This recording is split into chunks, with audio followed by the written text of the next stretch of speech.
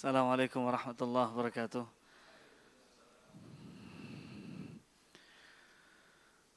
Alhamdulillah, alhamdulillahi rabbil alamin, wal aqibatu lil muttaqin, wala udwana illa 'alal zalimin. Ashhadu an la ilaha illallah huwa waliyus salihin, wa ashhadu anna Muhammadan 'abduhu wa rasuluh, huwa khatamul anbiya wal mursalin. Nabiyuna sallallahu alaihi wa ala alihi wa ashabihi wa man tabi'ahum bi ihsanin ila yaumiddin. Amma ba'd. Para hadirin dan hadirat yang kita berharap semoga kita terus mendapatkan hidayah serta taufik dari Allah tabaraka wa ta'ala, dan semoga Allah jadikan ilmu yang kita pelajari ini menjadi ilmu yang bermanfaat dan amal yang diterima di sisinya, serta menjadi amal yang saleh insyaallah ta'ala. Kita kembali melanjutkan pembahasan dari kitab karangan Syekh Abdurrahman Ibn Nasir As-Sa'di rahimahullahu ta'ala yang berjudul Bahjah Qulubil Abrar, syarah dari Jawami' Al-Akhbar, kitab milik beliau juga, dan kita sampai pada halaman ke-23, yaitu pada paragraf yang kedua tentang hadis Abdullah bin Amr ibn al-As radhiyallahu anhuma. Kita ulangi membaca hadisnya. Qala Rasulullah sallallahu alaihi wasallam, atau qala al-musannif rahimahullah, penulis berkata, an Abdullah bin Amr radhiyallahu anhuma, dari sahabat Abdullah bin Amr radhiyallahu anhuma, ia berkata, Rasulullah sallallahu alaihi wasallam bersabda, arba'un man kunna fihi kana munafiqan khalisa. Ada 4 sifat, 4 perkara yang ketika 4 perkara itu terkumpul di dalam dirinya, kana munafiqan khalisa, maka dia adalah seorang munafik yang sejati. Wa man kanat fihi khaslatun minhunna, dan siapa yang di dalam dirinya ada salah satu dari 4 sifat tersebut, kanat fihi khaslatun minan nifaq, maka ada salah satu sifat kemunafikan dalam dirinya, hatta yada'aha, sampai ia tinggalkan sifat tersebut. Idza tumina khana, yang pertama idza tumina khan, yaitu jika dia diberi amanah dia mengkhianati. Wa idza haddatsa kadzab, dan jika dia berbicara dia berdusta. Wa idza ahada ghadar, jika dia berjanji dia ingkari. Wa idza khasama fajar, dan jika dia bermusuhan dia melampaui batas, dia meluap-luap berlebihan. Muttafaqun alaih. Kemudian penulis rahimahullahu ta'ala menjelaskan, setelah sebelumnya telah kita jabarkan bahwasanya munafik yang disebut dalam hadis ini bukan kemunafikan akbar, dan kita jelaskan di pertemuan yang lalu bahwasanya kemunafikan itu ada 2, sebagaimana kesyirikan ada 2, apalagi yang ketiga, kekufuran ada 2, sebagaimana kita mengenal ada kufrun akbar, ada pula kufrun asghar, ada pula syirkun akbar dan syirkun asghar, dan ada pula nifaq akbar dan nifaq asghar. Dan nifaq asghar kemarin kita artikan dengan nama yang lain, yaitu nifaq amali. Sedangkan nifaq akbar disebut juga dengan nifaq i'tiqadi, yang berkaitan dengan keyakinan. Kemudian di paragraf yang baru penulis menyebutkan Allah Subhanahu wa ta'ala telah menyifati orang-orang munafik dengan seluruh sifat keburukan, yaitu berupa kekufuran, Yang dimaksud di sini adalah kemunafikan akbar. Allah sifati mereka orang-orang munafik dengan kufur dan Allah sifati mereka dengan ketiadaan iman. Allah juga mensifati mereka dengan sukanya mereka mengolok-ngolok agama Allah, mengolok-ngolok pemeluknya, merendahkan mereka, dan mereka benar-benar condong untuk bersama-sama menjadi musuh Islam. Ini yang disebut dengan apa? Tawalli. Kalau ada akidah yang biasa kita sebutkan, ada yang namanya wala dan bara. Orang-orang beriman, wala mereka kepada sesama orang-orang yang beriman. Sebaliknya, baraknya mereka kepada orang-orang kufur. Tapi orang-orang munafik ini beda sendiri. Orang-orang munafik ini walaknya mereka kepada siapa? Orang-orang kafir. Baraknya mereka, permusuhan mereka adalah kepada orang-orang yang beriman. Apa arti wala? Wala artinya loyalitas. Wala artinya cinta. Wala artinya sayang, mengasihi. Adapun bara artinya berlepas diri, memusuhi. Itu arti wala dan bara.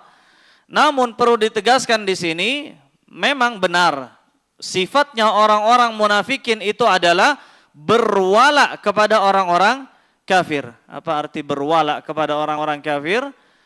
Di sini diterjemahkan oleh beliau apa? Condong kepada orang-orang kafir, bara kepada orang-orang muslim. Apa artinya? Memusuhi kaum muslimin. Ini sifatnya orang munafik. Namun perlu kita tegaskan di sini bahwasanya wala kepada orang kafir itu ada dua macam agar tidak serampangan. Karena ketika membahas masalah ini kita bisa saja masuk ke dalam jerat syubhatnya orang-orang Khawarij. Karena orang-orang Khawarij terbiasa mengkafirkan pemimpin, mengkafirkan orang Islam yang berwala kepada orang kafir. Mereka membawakan dalil yang dahulu beberapa tahun lalu sempat viral, yaitu surat Al-Maidah ayat 51. Kata Allah tabaraka wa taala, "Wa may yatawallahum minkum fa innahu minhum." Artinya apa? Siapa yang berwala dari kalian kepada mereka, maka termasuk dari mereka. Artinya yang walanya jatuh kepada orang-orang kafir, maka dia kafir. Dan ini termasuk pembatal Islam. Disebutkan toh di dalam apa? Nawaqid al-Islam. Sudah pernah dipelajari ya? Khatam insyaallah. Nawaqidul Islam disebutkan oleh Syekhul Islam Muhammad bin Abdul Wahab, ada 10 nawaqid al-Islam. Di antaranya adalah berlaku wala kepada orang-orang kafir dengan tujuan memusuhi kaum muslimin. Namun di sini perlu ditegaskan, tidak semua wala itu kafir. Maka para ulama membagi wala kepada orang kafir menjadi dua. Yang pertama al-muwalah. Yang pertama disebut dengan al-muwalah, bahasa Arab. Tidak tahu, nggak ada padanannya. Nanti kita akan terjemahkan al-muwalah. Kemudian yang kedua yang mengkafirkan disebut tawalli. Ada al-muwalah, ada tawalli. Antum pernah dengar al-muwalah dan tawalli? Kalau belum pernah dengar, maka ini penting untuk dihafal. Yang pertama muwalah, yang kedua tawalli. Bisa diulang? Yang pertama muwalah, yang kedua tawalli, agar tidak jatuh pada jeratnya orang-orang khawarij. Misalkan saya ambil contoh. Ini belum kita jelaskan dulu makna muwalah, apa makna tawalli. Namun kita ambil contoh dulu untuk menguji pemahaman kita. Kalau seandainya pemerintah negeri kita berwala, artinya berjabat tangan, cipika-cipiki, kemudian melakukan koalisi dengan negeri Cina misalkan. Cina muslim apa kafir? Negeri kafir. Dengan Amerika, dengan Rusia misalkan. Apakah semerta-merta pemerintah kafir dengan dalih, apa tadi dalilnya? Wa may yatawallahum minkum fa innahu minhum. Apa artinya? Siapa yang berwala kepada orang kafir dari kalian, maka dia telah jatuh kafir. Nah, ini dalilnya orang Khawarij. Bagaimana cara membantahnya? Apakah pemerintah seperti ini jatuh kafir? Ini dulu pertanyaannya. Bagaimana jawabannya? Iya atau tidak? Iya. Ada bibit-bibit Khawarij, enggak? Mungkin ada yang terkena syubhat Khawarij. Memang masalah ini sering sering orang terpukau dengan dalilnya, istidlalnya orang-orang Khawarij, padahal mereka salah. Ini masuk dalam mualah. Ini masuk dalam mualah. Tadi mana yang mengkafirkan? Tawalli. Sekarang kita artikan. Mualah itu artinya bekerja sama dengan orang-orang kafir atau mencintai orang-orang kafir untuk alasan duniawi. Untuk alasan duniawi. Itu yang disebut dengan mualah. Adapun tawalli, bekerja sama atau mencintai orang-orang kafir dengan alasan mencintai agama mereka. Ini yang tawalli. Mana yang mencintai agama mereka? Tawalli atau muwala? Tawalli. Mana yang mengkafirkan? Tawalli. Ini yang masuk dalam firman Allah, wa may yatawallahu minkum fa innahu minhum. Ketika ada orang yang membantu musuh-musuh Islam, kemudian diiringi dengan cinta kepada agama mereka. Ini kelakuannya, ulahnya, sifatnya orang-orang munafik dari zaman dahulu hingga masa sekarang. Mereka suka sekali membantu orang-orang kafir karena alasan cinta mereka kepada agama orang-orang kafir. Contoh gampangnya seperti anak-anak muda yang mencintai artis Korea atau artis kafir misalkan, ke artis barat, atau anak-anak muda atau mungkin bapak-bapak yang mencintai pemain bola kafir. Siapa namanya? Cristiano misalkan, namanya jelas gamblang menunjukkan kekufuran. Namun kita mencintai. Maka apakah ini jatuh pada kekufuran? Jawabannya enggak. Karena ini cinta karena dunia, bukan karena mencintai agamanya. Hanya karena suka pada gocekannya, suka pada saltonya, maka kita menyukai. Ini termasuk dosa besar, tapi tidak sampai menjatuhkan kepada kekufuran. Apa dalilnya? Surat Al-Mumtahanah. Kata Allah tabaraka wa ta'ala, ya ayyuhalladzina amanu la tattakhidhu aduwwi wa aduwakum awliya. Wahai manusia-manusia yang beriman, Allah tetap manggil mereka dengan sebutan iman. Janganlah kalian menjadikan musuhku dan musuh kalian sebagai wali, mencintai mereka, berlaku wala kepada mereka. Tulquna ilaihim bil mawaddah. Kalian mencintai orang-orang kafir. Mencintai orang-orang kafir. Apa hukumnya? Dosa besar. Ini tidak mengeluarkan seorang dari Islam. Seperti kisah Hatib ibn Abi Balta'ah, kisah yang terkenal tatkala Hatib ibn Abi Balta'ah melakukan pengkhianatan kepada Nabi sallallahu alaihi wasallam dengan mengirimkan strategi perang Rasulullah kepada orang-orang kafir Quraisy. Namun kemudian Rasulullah sallallahu alaihi wasallam mengetahuinya. Allah beritahukan kepada Nabi. Sampai kemudian Umar mengatakan, "Ya Rasulullah, izinkan aku untuk memukul lehernya, memenggal lehernya. Sungguhnya ini adalah orang munafik." Namun kemudian Rasulullah sallallahu alaihi wasallam mengatakan, "Tidakkah engkau mengetahui bahwasanya Allah telah melihat kepada para pejuang Badar dan Allah mengatakan, 'I'malu ma syi'tum faqad ghafartu lakum.' Lakukan terserah kalian. Aku telah mengampuni dosa-dosa kalian." Ini keistimewaan yang Allah berikan kepada para pejuang Badar, di antaranya adalah Hatib ibn Abi Balta'ah. Apakah Hatib ini menjadi kafir? Jawabannya enggak. Bahkan Rasulullah tidak mengizinkan Umar untuk membunuh Hatib, masih menjadi seorang yang beriman.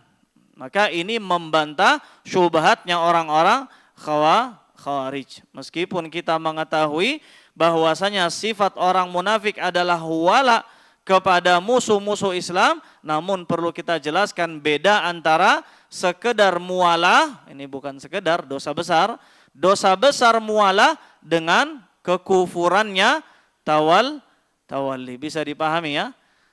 Insya Allah ke depannya kita akan kuat menghadapi syubhatnya orang-orang Khawarij.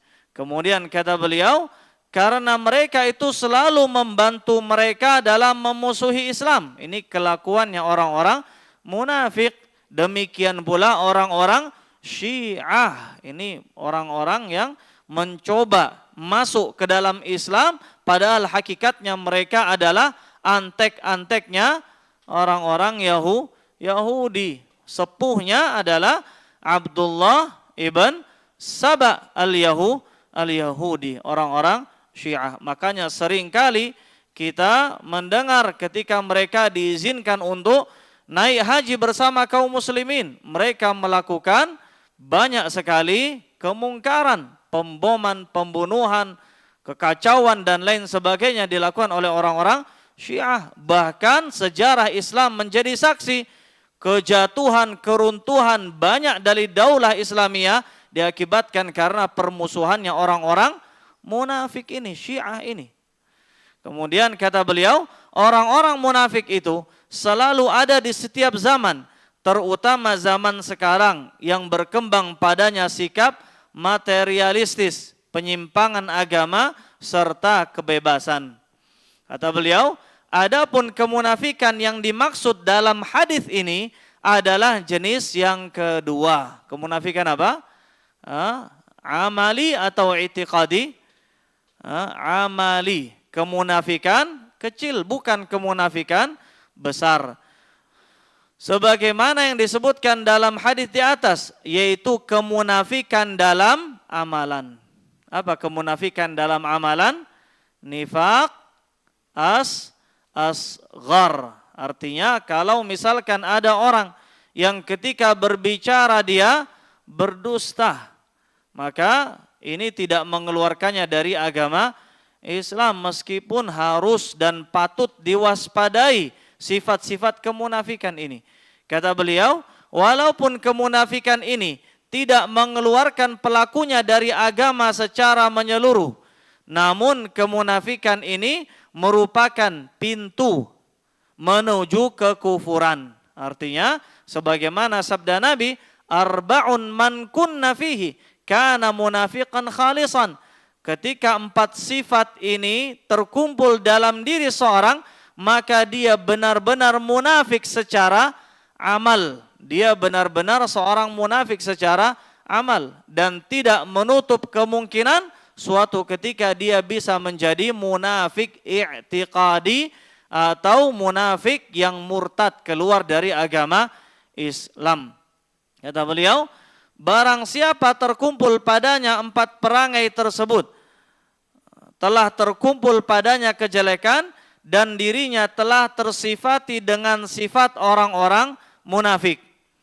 Kejujuran, menunaikan amanah, menepati janji, berhati-hati terhadap hak makhluk, semuanya merupakan sumber kebaikan, suatu kesatuan kebaikan dan kekhususan sifat bagi orang-orang yang beriman. Sebaliknya, barang siapa yang kehilangan salah satu dari sifat tersebut, telah hancur salah satu kewajiban dari kewajiban-kewajiban Islam dan iman. Lalu bagaimana jika kehilangan seluruhnya? Ini bentuk kekhawatiran dari penulis Syekh Abdurrahman Ibn Nasir As-Sa'di, terutama bagi kaum muslimin yang suka melakukan 4 sifat orang-orang munafik, yaitu ketika diberikan amanah berkhianat, dan ketika berbicara berdusta, dan selanjutnya. Kata beliau, yang pertama, berdusta dalam ucapan. Ini yang kata Nabi SAW, apa hadisnya?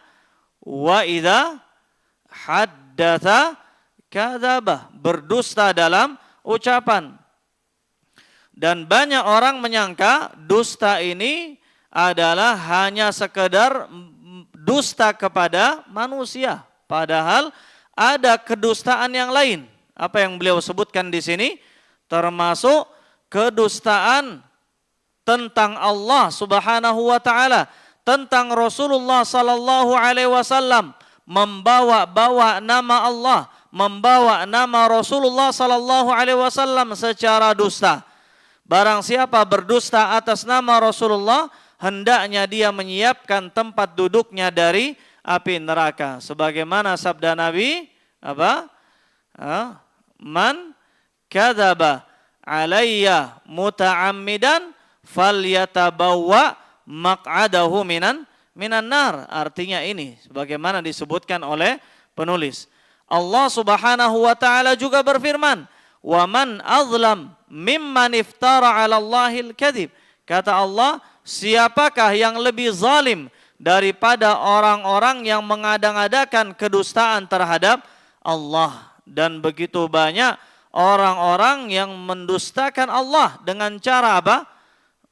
Menafsirkan Al-Quran sesuai hawa nafsu dirinya sendiri. Seperti yang terjadi viral belakangan, ada seorang yang ditokohkan, Anda tidak kenal siapa dia, cuman videonya sering berseliweran ketika dia menafsirkan surat Al-Fatihah.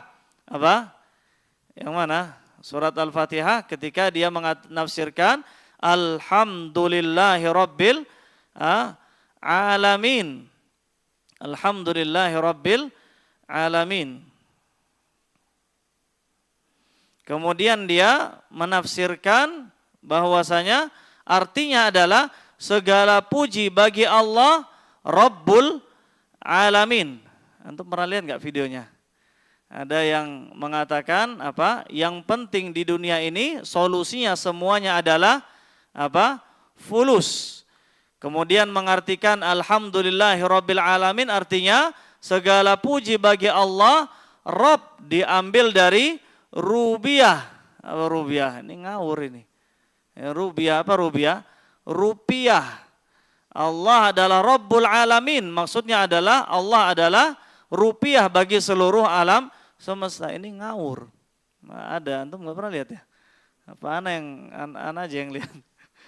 Itu luar biasa. Ini mungkin hanya sekedar perkataan, namun ini termasuk kekufuran. Saya tidak bilang ya orang yang mengatakannya kafir, namun yang seperti ini seperti orang yang mengolok-ngolok ajaran agama Islam, mengolok-ngolok Al-Quran, mengolok-ngolok firman Allah tabaraka wa ta'ala.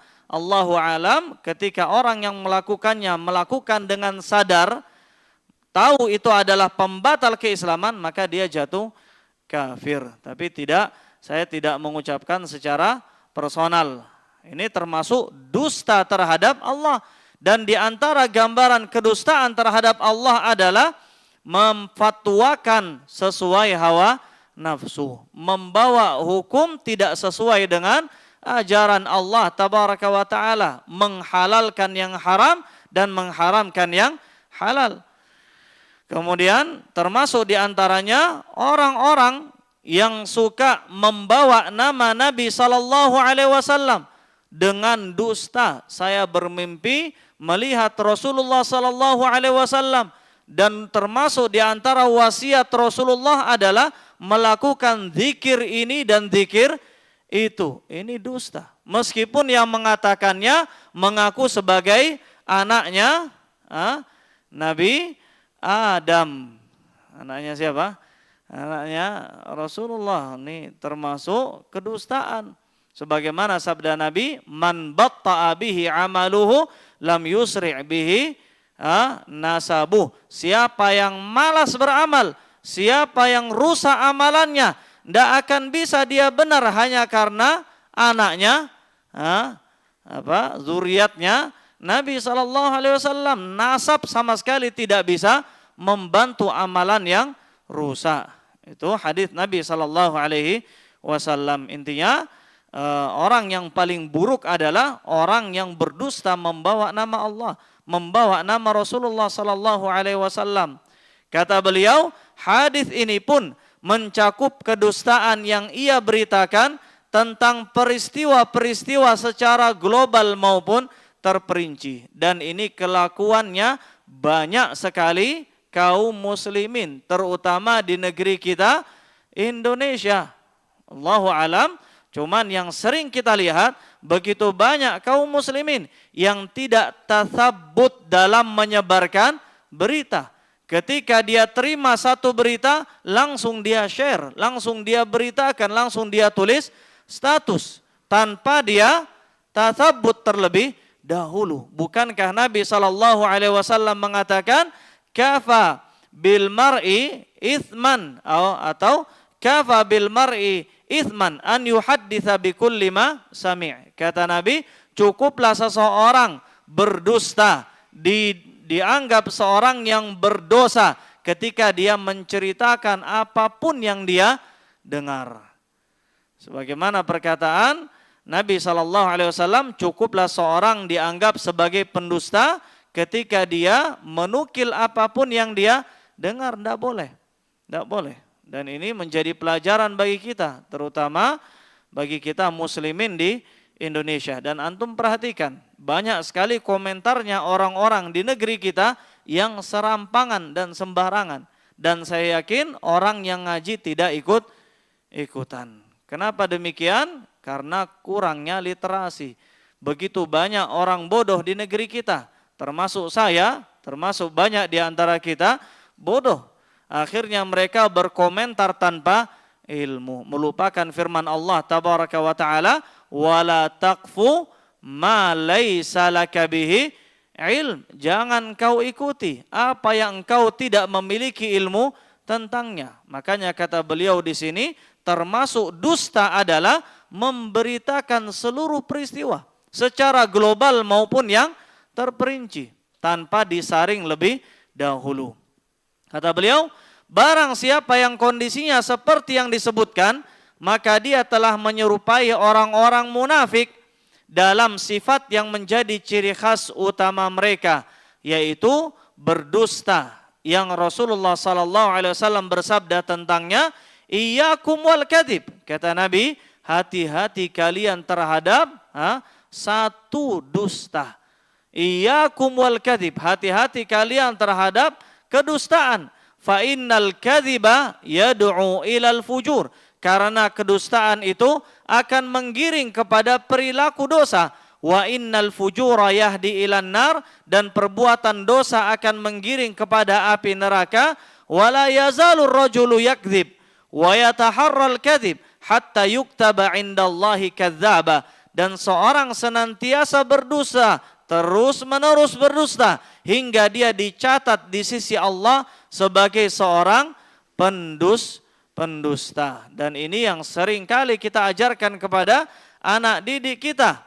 Di kelas kita kasih tahu mereka agar jangan sampai coba-coba berbohong. Kenapa? Satu bohong bisa memanggil kepada kedustaan yang lainnya. Akhirnya ketagihan tanpa dia sadari. Ujuk-ujuk tiba-tiba namanya sudah tercatat di sisi Allah sebagai apa?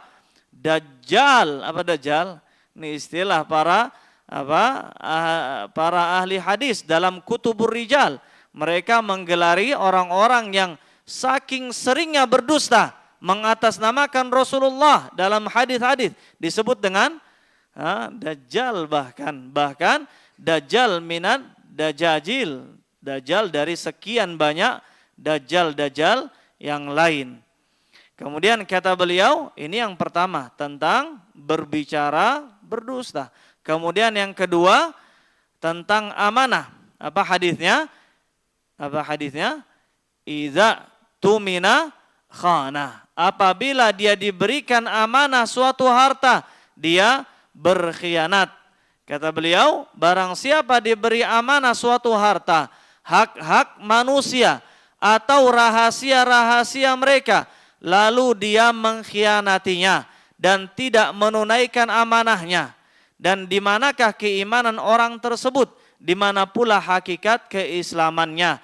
Adapun yang beliau sebutkan di paragraf ini, maka banyak sekali terjadi bahkan di kalangan orang-orang yang sudah ngaji. Sebagaimana pernah kita sebutkan hadis Nabi SAW, awwalu ma tafqidunahu min dinikum, awal pertama kali bagian agama yang hilang dari kita apa?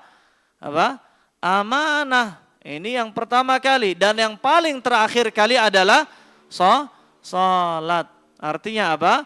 Begitu banyak orang yang salat, begitu banyak orang yang ngaji sekalipun, tapi tidak amanah. Ketika diberikan amanah suatu harta, apalagi yang berkaitan dengan harta. Bahkan ketika dia ustadz sekalipun. Dan ini dijelaskan oleh senior dakwah di negeri kita, Ustadz Yazid rahimahullah ta'ala rahmatan wasiah. Dan ini banyak sekali beliau katakan terjadi. Seorang ustadz ketika dititipi donasi, maka masuk ke rekeningnya. Dititipi harta zakat untuk fakir miskin, masuk ke kantongnya dengan alasan, saya juga fakir, saya juga miskin. Ini banyak sekali terjadi. Apalagi yang berhubungan dengan harta. Terlalu menyilaukan. Dan ini terkait dengan amanah. Demikian pula banyak sekali orang-orang yang ngaji tidak amanah dalam pekerjaannya. Buktinya apa? Korupsi waktu. Ini sudah kita jelaskan. Kemudian kata beliau, begitu pula bagi orang-orang yang mengingkari janji. Ini tentang idza ahada ghadara. Apa kata Nabi? Wa idza ahada ghadara. Artinya, dan jika dia berjanji, dia mengingkari. Kata beliau, orang begitu pula bagi orang yang mengingkari janji antara dia dengan Allah. Bagaimana cara mengingkari janji antara dia dengan Allah? Ada dua macamnya. Yang pertama bisa berupa nazar. Seorang ketika bernazar, maka wajib dia tunaikan. Tidak boleh dia ingkari. Kemudian juga gambaran yang kedua, berjanji kepada Allah adalah dengan cara bersumpah. Seperti apa gambaran orang bersumpah? Bukan seperti perkataan orang Arab kebanyakan. Antum mungkin sebagiannya pernah main ke negeri Arab. Antum sering dengar orang-orang Arab mengatakan, la wallah. Apa arti la wallah? La apa artinya? Enggak. Apa wallah? Wallahi itu kalau bagi orang Indonesia sesuatu yang besar. Karena itu bersumpah dengan menggunakan nama Allah. Tapi tidak dengan orang Arab. Karena itu sudah menjadi tradisi mereka. Akhirnya ketika mereka bersumpah, ini bukan kedustaan. Itu sudah menjadi ucapan keseharian mereka. Ketika mereka katakan, la wallah, apa maksudnya? Sungguh enggak. Itu saja. Mereka tidak bersumpah dengan nama Allah. Adapun ketika kita bersumpah dengan nama Allah, seperti misalkan seseorang yang mengatakan, demi Allah saya tidak akan mengulangi lagi. Atau mungkin dalam hatinya dia katakan, demi Allah malam ini saya akan sholat malam, besok pagi saya akan puasa sunnah misalkan. Itu janji, itu sumpah, harus ditepati. Ketika kita tidak menepati janji kita kepada Allah, maka dia harus membayar kafarat. Apa kafaratnya?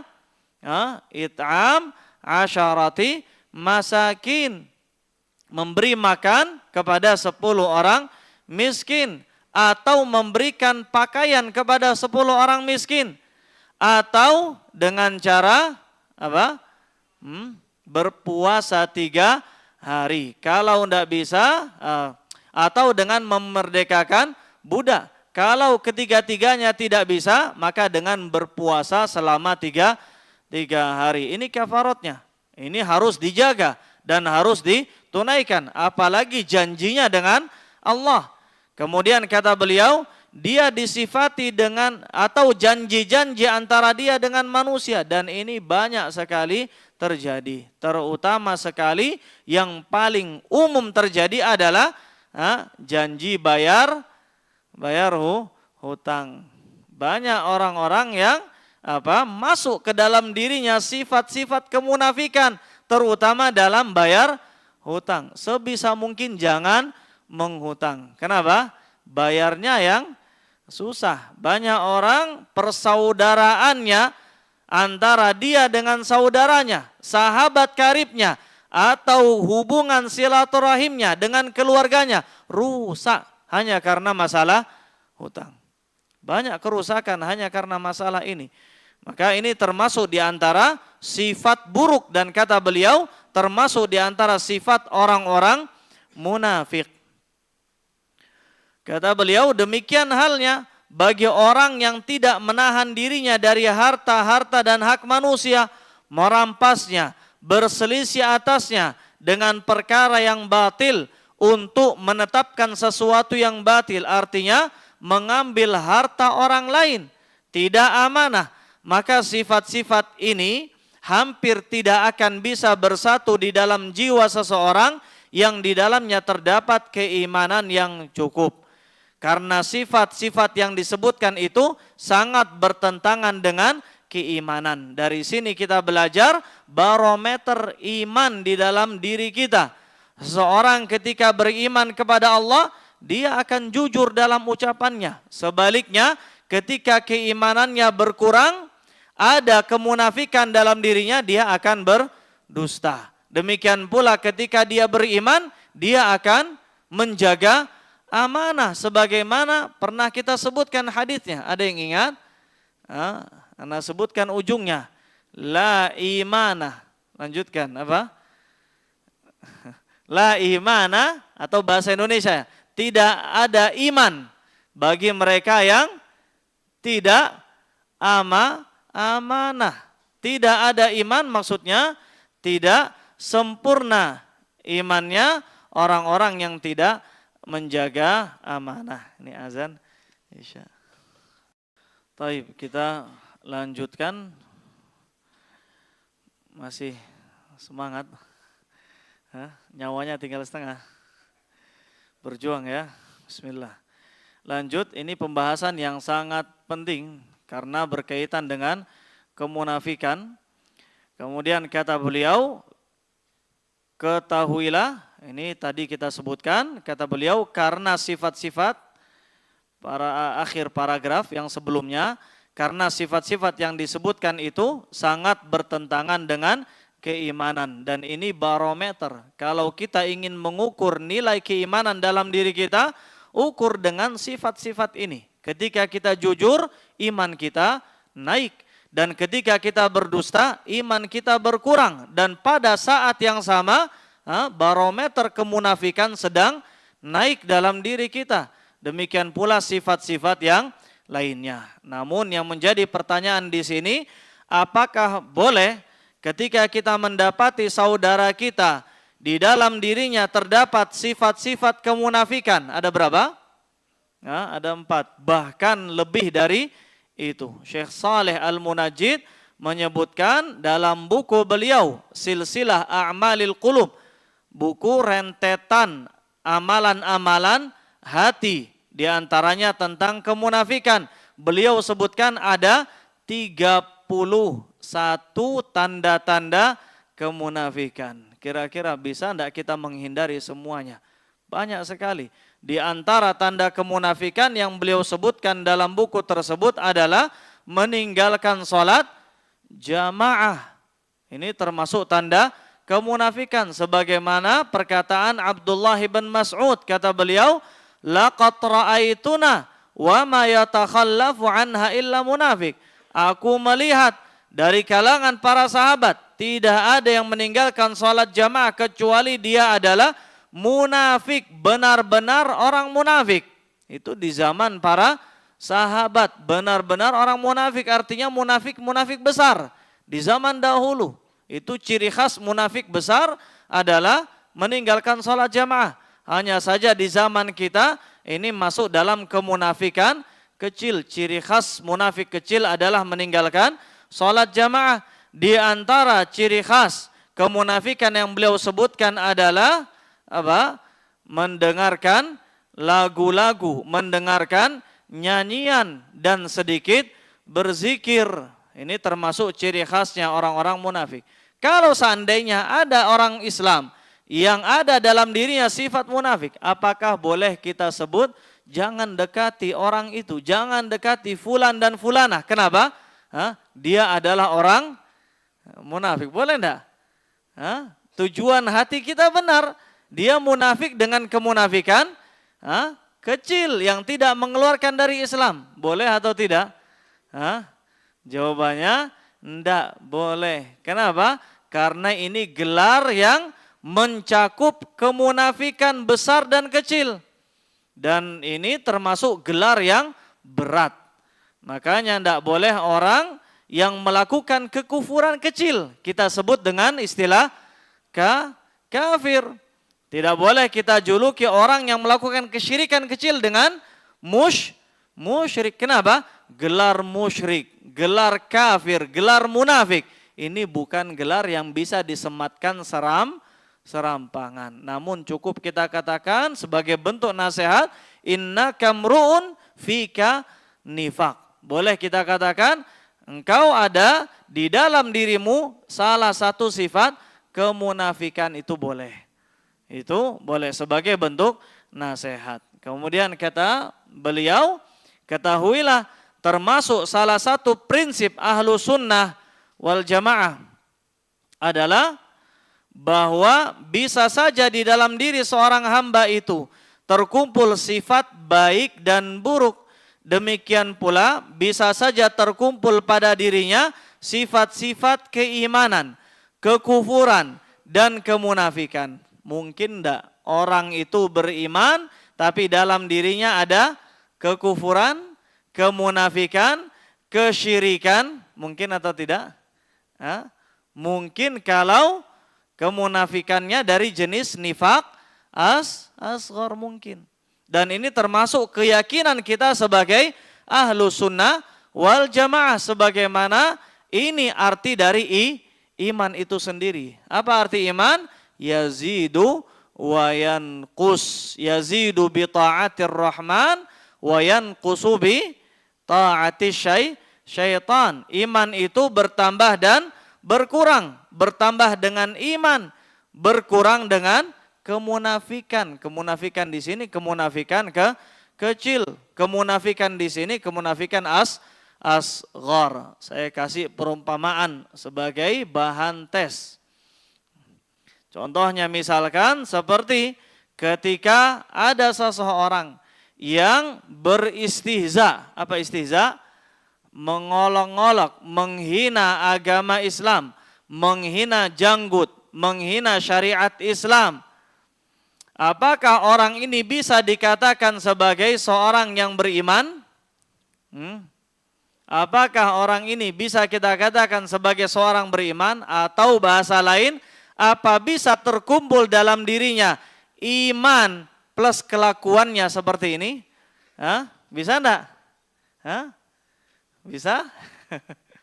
Kalau yang bilang bisa berarti belum khatam ini Nawaqidul Islam, belajar lagi nawaqidul Islam. Kita sama-sama belajar. Ini perlu terus-menerus kita murajaah. Kenapa? Karena mengolok-ngolok ini bukan kemunafikan kecil. Tapi mengolok-ngolok ini adalah kemunafikan akbar, besar.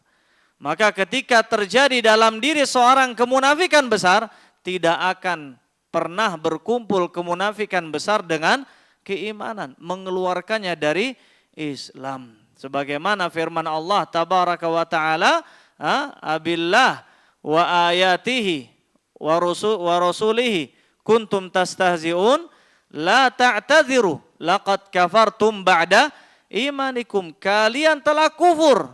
Ini perkataan Allah tentang orang-orang munafik. Kalian telah kufur karena menghina Allah, menghina Rasulnya, menghina Al-Quran. Laqad kafartum ba'da imanikum. Ini menunjukkan kemunafikan yang besar. Sebaliknya pertanyaan yang kedua. Kalau seandainya kita punya sahib, kerjaannya sedikit-sedikit bohong, suka sekali berdusta.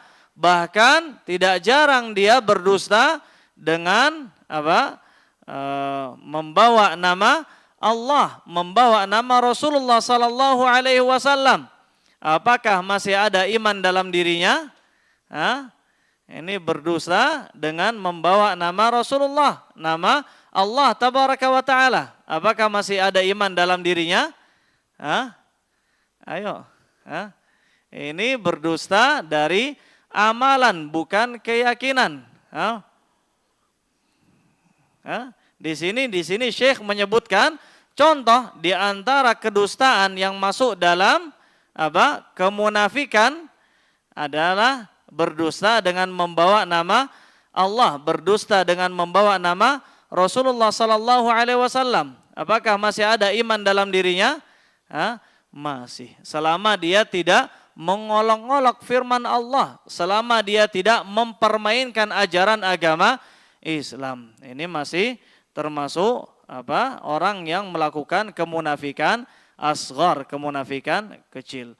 Maka kata beliau, dia berhak mendapatkan pahala dan mendapatkan siksaan sesuai dengan perbuatan yang telah dilakukannya. Banyak dalil dari Al-Quran dan As-Sunnah, hadis yang menunjukkan tentang prinsip ini. Maka wajib bagi kita untuk beramal dengan seluruh dalil tersebut dan membenarkannya. Dan wajib bagi kita untuk berlepas diri dari mazhab khawarij. Dan ini mungkin sebagai penutup, kita jelaskan manhaj khawarij. Mazhab khawarij yang menolak dalil yang datang dari Al-Quran dan Sunnah. Berupa tetapnya keimanan dan agama pada diri seorang, walaupun dia melakukan kedustaan, pengkhianatan, apalagi sifat orang munafik, pengkhianatan, ingkar janji, berlebih-lebihan dalam permusuhan, kemaksiatan, selama dia tidak berbuat kekufuran yang akbar, mengeluarkannya dari bingkai keimanan. Kaum Khawarij menolak perkara ini seluruhnya dan memandang bahwa seorang yang melakukan dosa besar dan melakukan salah satu perangai kekufuran dan kemunafikan, dia keluar dari Islam dan kekal di dalam api neraka. Ini merupakan mazhab yang salah menurut Al-Quran dan As-Sunnah sampai akhir kalam. Dan ini yang ingin kita jelaskan. Orang Khawarij mereka suka mencomot 1-2 dalil dari Al-Quran dan menolak dalil-dalil yang lain. Jangan antum bilang orang Khawarij itu tidak punya dalil. Dan di antara syubhatnya orang Khawarij adalah orang yang melakukan dosa besar maka dia kafir. Mazhabnya adalah tidak berkumpul antara kemunafikan, kekufuran kecil dengan keimanan. Sebagai contoh misalkan, apakah orang yang membunuh orang yang beriman dia kafir?